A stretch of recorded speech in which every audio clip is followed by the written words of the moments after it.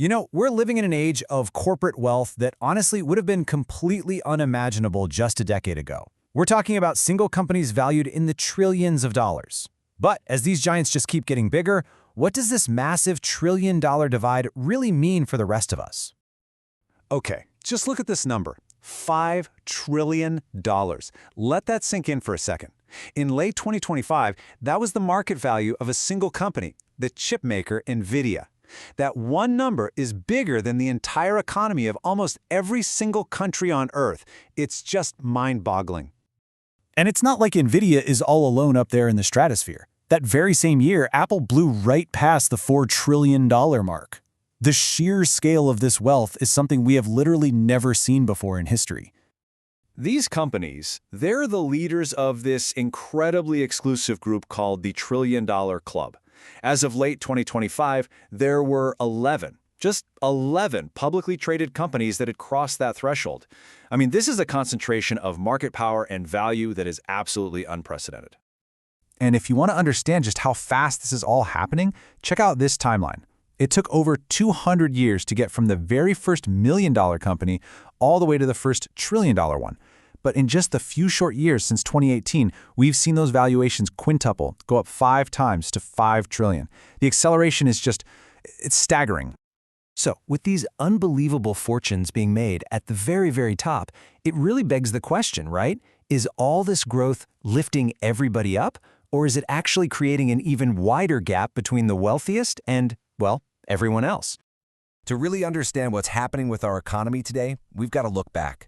And what we find is pretty much a tale of 2 completely different eras. So in the decades right after World War II, America went through this period of what they call shared prosperity.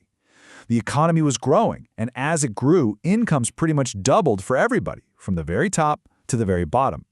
But then, starting around the 1970s, that whole picture changed.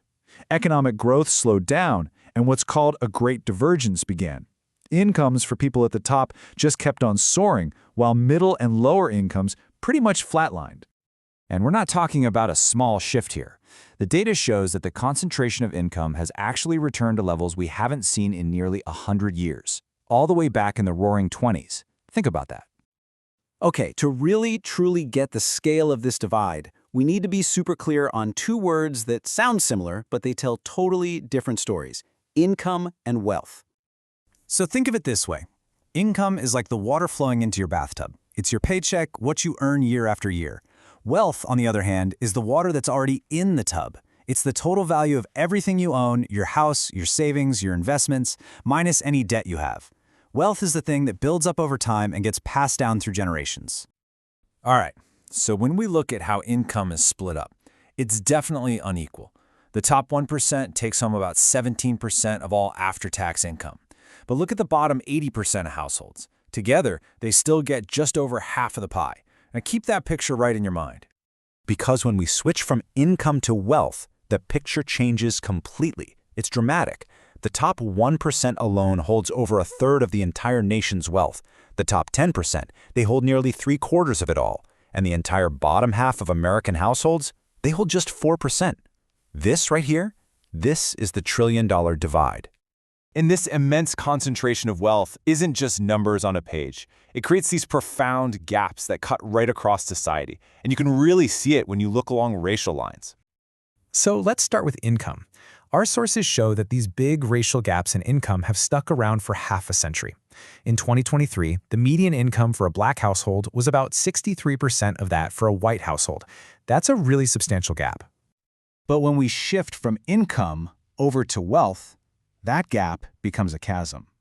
The median white household holds over $250,000 in wealth. Now compare that to the median Latino household at around $61,000 and the median Black household at just under $45,000. The difference is just enormous. To put it as simply as possible, on average, white families have 6 times the wealth of Black and Hispanic families. 6 times. It's a disparity that just dwarfs the income gap, and it really speaks to a much deeper, more accumulated kind of disadvantage. So the big question is, why? Why is this wealth gap so much larger and so much more stubborn than the income gap?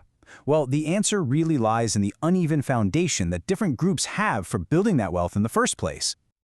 This massive wealth gap doesn't just appear out of nowhere. It's actually the result of several different factors that compound, that build on each other over a person's lifetime, and even across generations.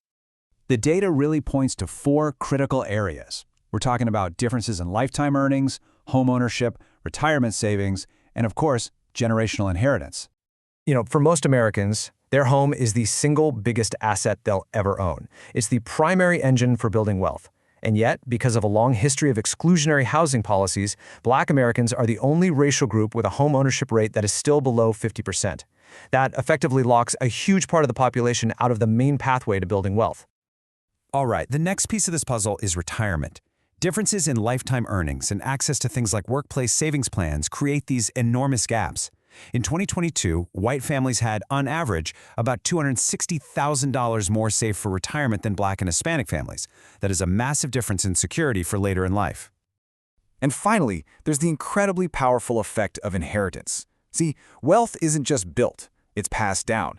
And according to the data, white families are almost 4 times more likely to receive an inheritance than Black families. That just perpetuates the wealth gap from one generation right into the next. And so that brings us full circle, right back to that $5 trillion company we started with. We've seen how this incredible growth at the top is happening at the same time as this deep, persistent wealth inequality down below. So the question we're left with is this: as the trillion-dollar club gets bigger and bigger, what does that mean for everyone else's chance to build their own stable financial foundation?